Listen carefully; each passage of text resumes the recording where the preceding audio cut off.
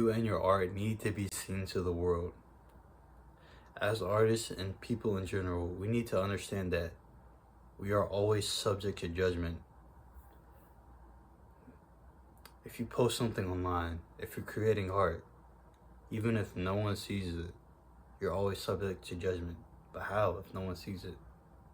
Because the worst and greatest judgment you can come upon is yourself.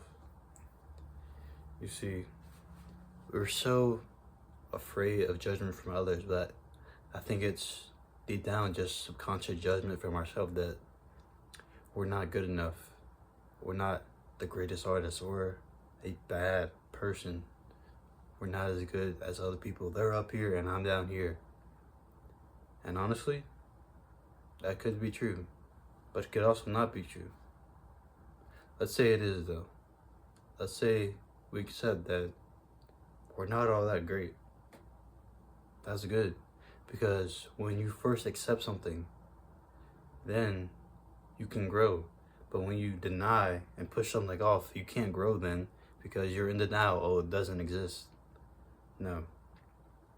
If we accept, especially as artists, with our perfectionism mindset, which is a negative term, but if we accept that we're not all that great, we can start to see and lay out a map to say, okay, how can I grow?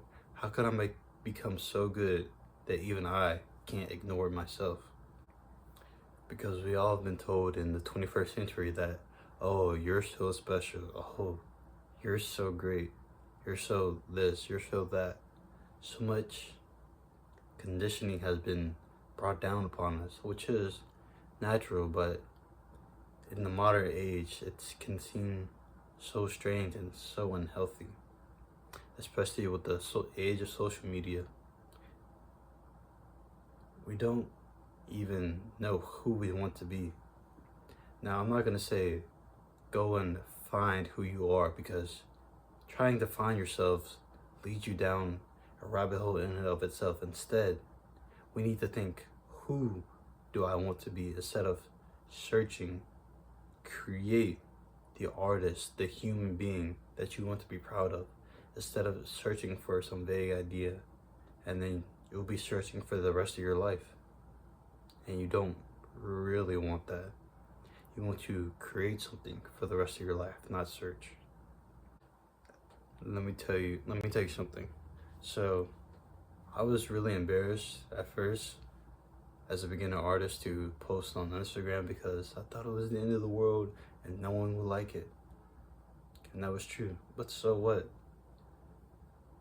I felt more judgment for myself for not sharing myself to the world than anyone else can bring to me.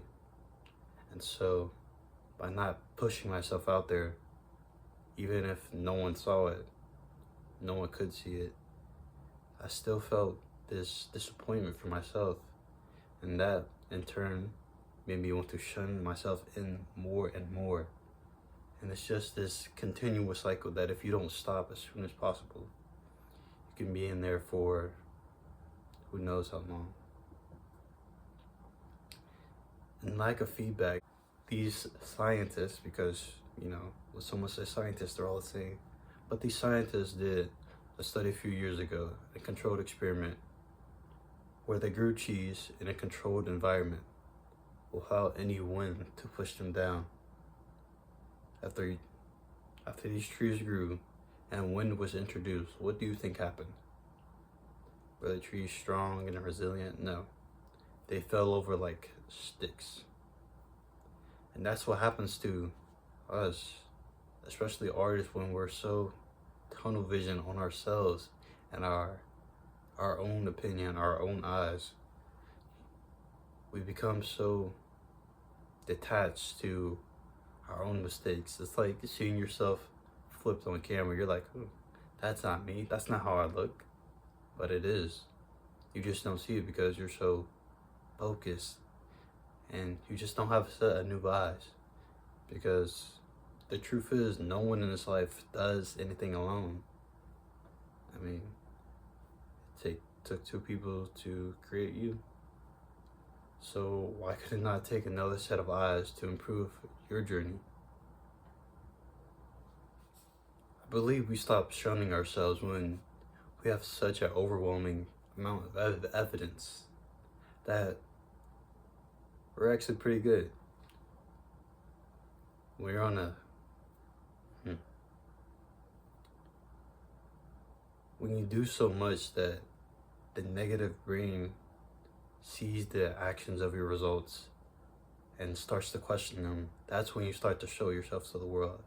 That's when you start to not feel so embarrassed, so insecure about what you're doing. When you actually lock in and create a new identity for yourself.